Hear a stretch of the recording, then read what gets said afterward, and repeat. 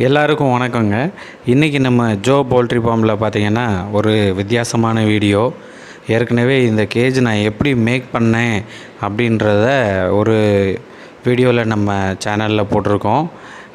இதை பார்க்காதவங்க இந்த கேஜ் எப்படி மேக் பண்ணேன்றத போய் பாருங்கள். உங்களுக்கு கோழி குஞ்சு வளர்க்குறவங்களுக்கு இது ரொம்ப யூஸ்ஃபுல்லாக இருக்கும். இப்போ எனக்கு ஒரு ஐடியா, இதில் மிஞ்சி போனால் ஒரு 100 ஆர் 150 சிக்ஸ் தான் வளர்க்க முடியும்.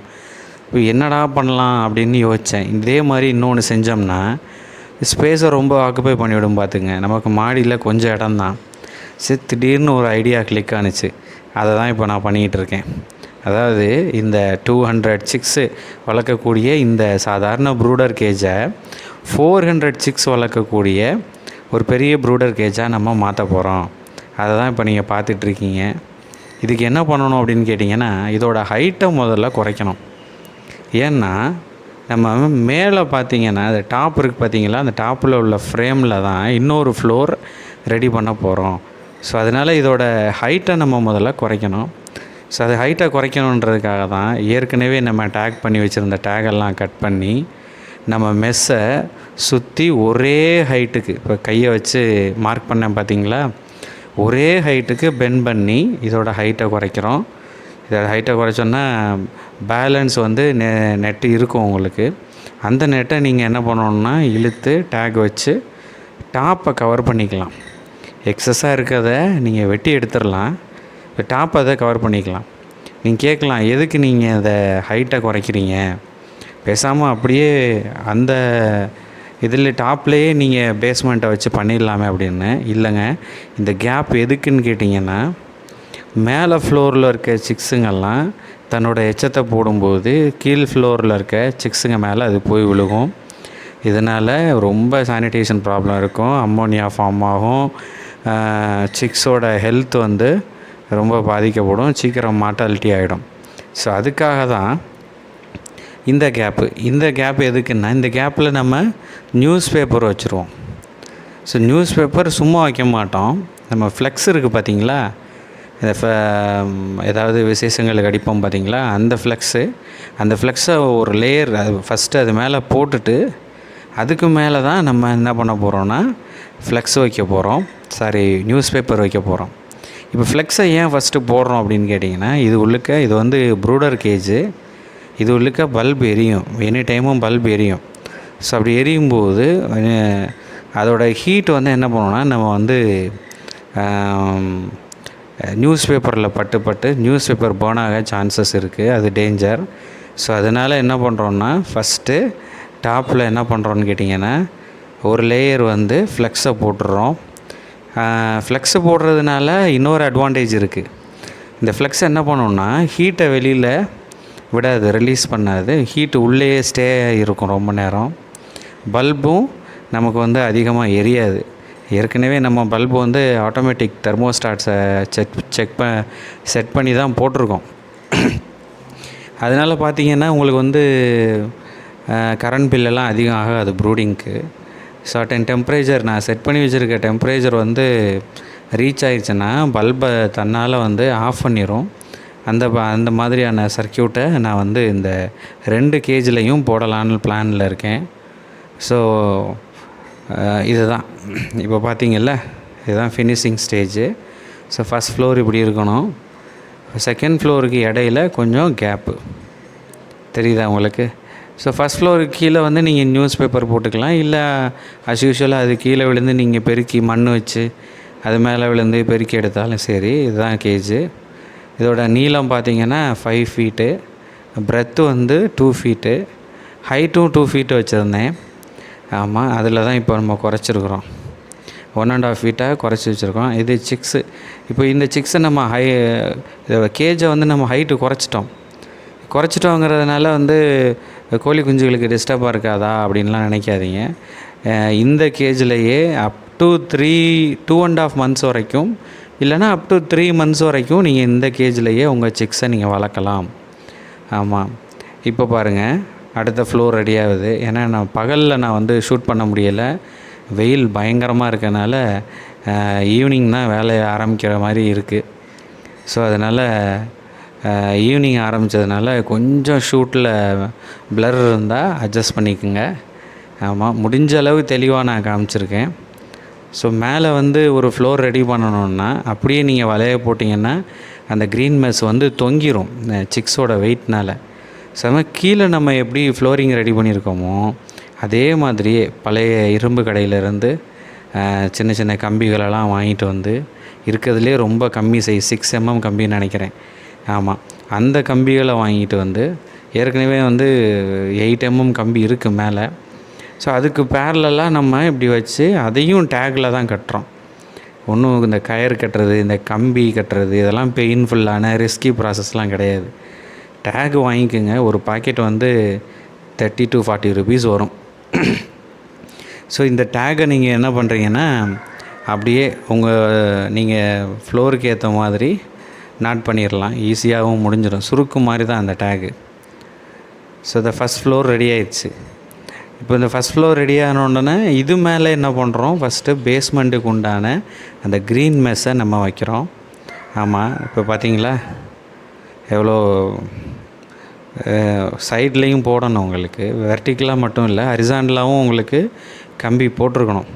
அப்படி போட்டால் தான் அதை சிக்ஸோட வந்து வெயிட்டை தாங்கும் அது. ஸோ இப்போ என்ன பண்ணுறோன்னா பேஸ்மெண்ட்டுக்கு வலை நான் வாங்கி வச்சுருந்த வலை, அந்த வலையை வந்து அந்த எண்டில் டேக் போட்டு டைட் பண்ணியாச்சு. எந்த விதமான ஸ்ட்ரிங்க்கும் இல்லாமல் டேக் பண்ணிவிட்டு எடுத்து கீழே விட்டாச்சு. இப்போது அதுக்கு நம்ம சைஸ் தகுந்த மாதிரி கட்டரை வச்சு கட் பண்ணுறோம். இது கட் பண்ணிவிட்டு தென் நீங்கள் வந்து சுருக்கம் இல்லாமல் என்ன பண்ணணும் அப்படின்னு கேட்டிங்கன்னா ஒவ்வொரு டேக்காக அங்கங்கே வச்சு நீங்கள் வந்து நாட் பண்ணுற மாதிரி இருக்கும். இது வந்து டேக் உங்களுக்கு ஸ்ட்ராங், ஒரு பிரச்சனையும் இருக்காது. சப்போஸ் டேக் வந்து கட் ஆயிடுச்சு அப்படின்னா அந்த இடத்துல நீங்கள் வேறு டேக்கை வந்து ரீப்ளேஸ் பண்ணிக்கலாம் ஈஸியாக. அது அவ்வளோ சீக்கிரம் உங்களுக்கு வந்து டேக் கட் ஆகாது. அட்லீஸ்ட் ஒரு 1 year வரும்.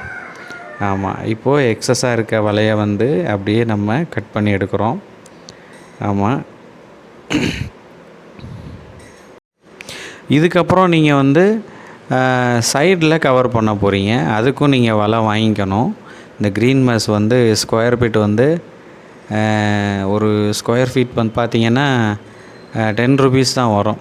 நீங்கள் பெரிய கடைகளில் போய் வாங்குங்க. சின்ன சின்ன கடைகளில் வாங்கினீங்கன்னா ரொம்ப விலை சொல்லுவாங்க. ஆமாம், இதோட விலையே 10 rupees தான் ஒரு ஸ்கொயர் ஃபீட். வெளியில் எங்கேயும் அதிகமாக வாங்கி ஏமாந்துடாதீங்க. ஸோ இது இந்த பேஸ்மெண்ட் முடிஞ்ச உடனே என்ன பண்ணுறோன்னா, ஏற்கனவே நான் டேக் போடாமல் வச்சுருந்தேன் கம்பிகளில். அது இந்த மெஸ்ஸோடு சேர்த்து டேக் போட்டோம்னா இன்னும் கொஞ்சம் ஸ்ட்ராங்காக இருக்கும் அப்படின்றதுக்காக தான் போடாமல் வச்சுருந்தேன். அந்த வேலையை இப்போ நம்ம பார்த்துக்கிட்டு இருக்கோம். எப்படி டேக் போட்டு கட் பண்ணோம் அப்படின்றத பாருங்கள். ஸோ பேஸ்மெண்ட் முடிஞ்சுது. நம்ம ஃபஸ்ட் ஃப்ளோர் ரெடி பண்ணுறோம். ஒரு ஃப்ளோர் முடிஞ்சு கேப் வச்சுருக்கோம். கேப் முடிஞ்சிட்டு அடுத்த ஃப்ளோருக்கு பேஸ்மெண்ட் ரெடி ஆயிடுச்சு. இதில் எவ்வளோ சிக்ஸ் ஏற்றினாலும் உங்களுக்கு இனி வெயிட்டு தாங்கும். ஸோ அவ்வளோதான். இதுக்கப்புறம் என்ன பண்ணுறீங்கன்னா, கீழே எந்த அளவு ஹைட் வச்சுருக்கீங்களோ அதே அளவு ஹைட்டுக்கு நீங்கள் மேலேயும் வச்சுக்கணும். அப்போ தான் பார்க்க யூனிஃபார்மிட்டியாக அழகாக இருக்கும். ஸோ எக்ஸஸாக இருக்குது, என்ன சார் பண்ணலாம் அப்படின்னா அதை அப்படியே ஃபோல்டு பண்ணிக்கோங்க. நம்ம எப்படி ஃபஸ்ட் ஃப்ளோருக்கு கீழே பண்ணோம் அதே மாதிரியே மேலே உள்ள ஃப்ளோருக்கும் பாருங்கள் ஃபோல்டு பண்ணி ஃபினிஷிங் ஸ்டேஜ் எப்படி இருக்குது பாருங்கள் அழகாக. இதுக்கு மேலே இதில் நம்ம வந்து டோரு தான் வைக்கணும். இப்போ கீழே உள்ள கேஜுக்கு வந்து 2 டோர் வைக்கலான் இருக்கேன். மேலே உள்ள கேஜுக்கு ஒரே டோராக வச்சுருவோம் அப்படின்னு இருக்கேன். அந்த கேப்பெல்லாம் இப்போ ஃபில் பண்ணிவிடுவேன். ஆமாம், வலையில் வச்சு நம்ம அதை ஃபில் பண்ணும்போது ஒரு ஃபினிஷிங் கிடைக்கும். இப்போ டோர் எப்படி மேக் பண்ணுறது அப்படின்றதையும் நான் உங்களுக்கு சொல்லுவேன். இந்த கேப் இருக்கணும். இந்த கேப் இருந்தால் தான் உங்களுக்கு சானிடேஷன், வென்டிலேஷன் இதெல்லாம் இருக்கும். ஸோ இதை வந்து நீங்கள் வந்து ஓப்பன் ஏரியாவில் இந்த கேஜை வச்சு நீங்கள் ப்ரூடிங் போட்டு பண்ண முடியாது. எப்போவுமே நீங்கள் சிக்ஸ் வளர்க்க போகிறீங்க அப்படின்னீங்கன்னா ஒரு கவர்டு ரூம், 4 பக்கமும் வாலால் கவர் பண்ணப்பட்ட ஒரு ரூம்குள்ளே தான் நீங்கள் ப்ரூடிங் செட்டப்பை வைக்கணும். நம்ம வந்து கூரையெல்லாம் அட்டாச் பண்ணி வச்சுருக்கோம். ஸோ இது நமக்கு சூட்டபிளான பிளேஸ், நல்லா கூலிங்காகவும் இருக்கும். ஸோ அதில் தான் வைக்கணும். அது எப்படி நான் கவர் பண்ணுறேங்கிறத பின்னால் நீங்கள் பாருங்கள். இப்போ டோர் மேக்கிங் பாருங்கள்.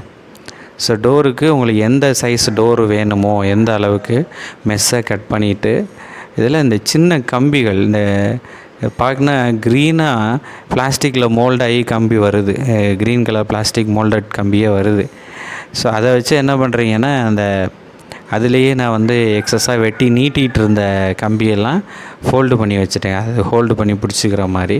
இது மாதிரி ஒரு 3 டோர் நம்ம வந்து ரெடி பண்ணியாச்சு. ஸோ இது கொஞ்சம் டோர் செய்கிறது கொஞ்சம் எக்ஸஸாக ப்ராசஸ் ஆகும்.